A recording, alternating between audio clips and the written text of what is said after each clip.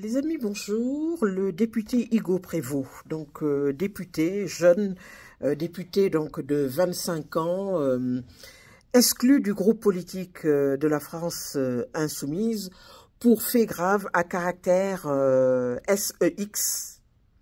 Voilà, et des élus demandent même sa démission. Alors, il s'agit encore d'atteinte donc à l'intégrité, hein, donc physique, à l'intégrité morale des femmes. Voilà, donc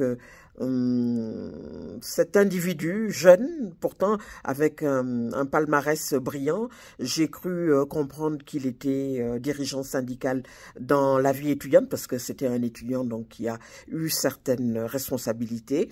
Et apparemment, il y a quelques années, je crois que les faits datent de 2020, il aurait abusé justement de ce pouvoir, voilà, pour avoir des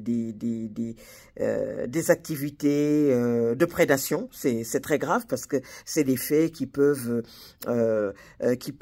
sont répréhensibles par la loi, pouvant occasionner donc des années de prison et de très très fortes amendes. Alors, je ne le connais pas personnellement, c'est une nouvelle qui m'a choqué, voilà, un élu qui représente son pays, c'est vrai, certes jeune, 25 ans, il a battu, je crois, d'après ma lecture, Monsieur Véran, donc l'ancien ministre de la Santé, etc., donc dans l'Isère.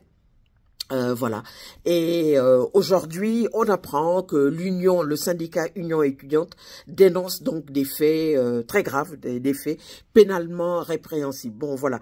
Je suis en train de lire en même temps donc mes notes. Il a été auditionné donc par des éléments du SVSS, donc le groupe parlementaire qui s'est réuni hier mardi 8 octobre. Qui a prononcé l'exclusion donc de Hugo Prévost, conformément au principe de la charte signée par les candidats aux législatives, hein, puisqu'il a été élu au mois de juillet, voilà, engageant à défendre les valeurs féministes et à combattre les violences sexistes et sexuelles faites aux femmes. Voilà. Alors, qui est vraiment Hugues Prévost? Je vais vous en parler très rapidement.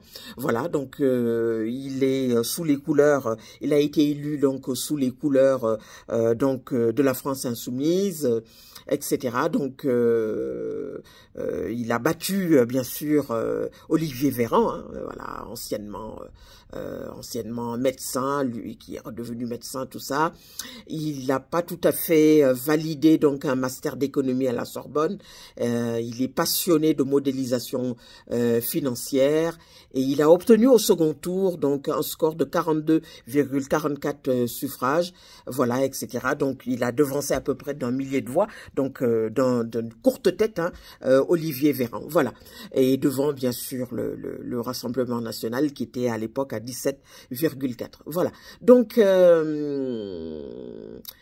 quelque chose de beau. C'était un jeune homme qui était destiné à une carrière, voilà, mais qui voit quand même une carrière compromise parce que ce sont des faits graves, encore une fois passibles donc des tribunaux. Voilà, et voilà, donc un militant également, on le décrit comme un militant précoce, etc.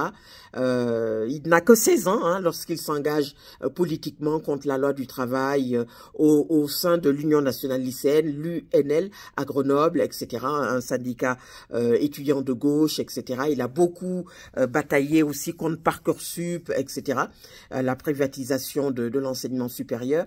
Donc, juste pour vous dire que, voilà, mais depuis quelque temps, donc des témoignages de faits graves, de prédation, voilà, de harcèlement sexuel, de harcèlement moral, etc.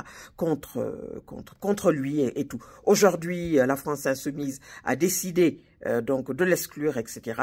Ce sera maintenant à la justice de faire son travail.